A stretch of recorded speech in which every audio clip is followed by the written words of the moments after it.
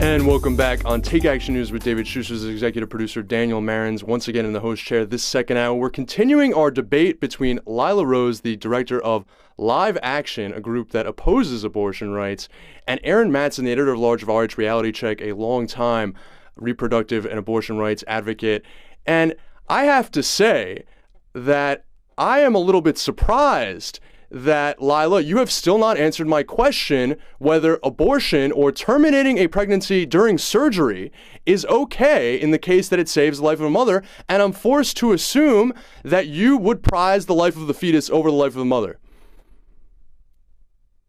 I read a third point, which got cut off earlier from the break. But as I said, first of all, abortion is not a medical treatment.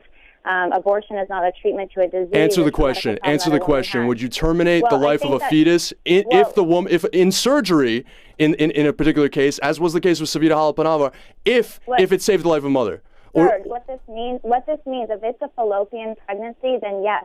In that situation, which is the only situation really where the child cannot survive anyways, that's not an elective abortion where your goal is to kill that child. I'm not talking about a situation where the fetus is going to die anyway. I'm talking about a situation where the fetus has to die in order to save the life of a mother. You're against that. That's a false scenario. You are asking a question from a false premise, so it's an unfair question. That's absolutely not true. That we know medically that there are those scenarios. No, you look at Ireland. Ireland is abortion-free, and it's 3 times more safe than the United States to have a child and to be a mother in Ireland.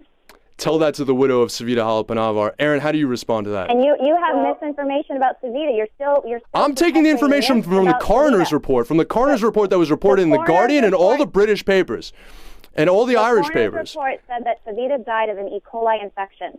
The hospital records say that Savita never asked for an abortion. It's not an issue, but it's not an issue for asking for an abortion. They needed to terminate the pregnancy during that surgery to save her from that ailment. No, they didn't. You have misinformation. You have misinformation on that. Savita died of an E. coli infection, and abortion was not even requested. It was not needed to save her life. Excuse me.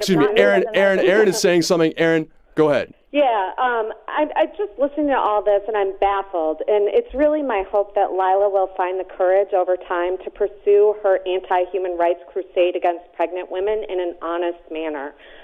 First of all, like you said, in Ireland, there was an inquest recently that confirmed that Savita's life was subordinated to a non-viable fetus. She had sepsis.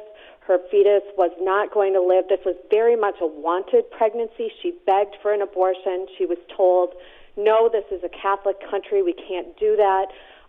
She then died needlessly. And so to hear Lila talk about, that is the, quote, most humane way to address complications during pregnancy. I mean, what a bizarre statement.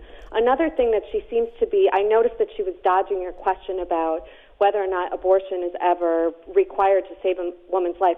Live Action, her organization, has said before that abortion is never medically required to save a pregnant woman's life.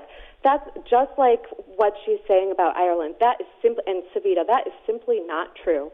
And the consequences of putting these sorts of untruthful views into public policies are the deaths of women like me who very much want to be pregnant.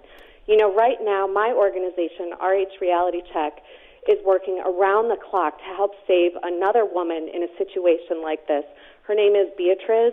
She is in El Salvador. She has lupus. She has failing kidneys, and she is pregnant with a fetus that will never survive. It's an encephalic, meaning it has no brain.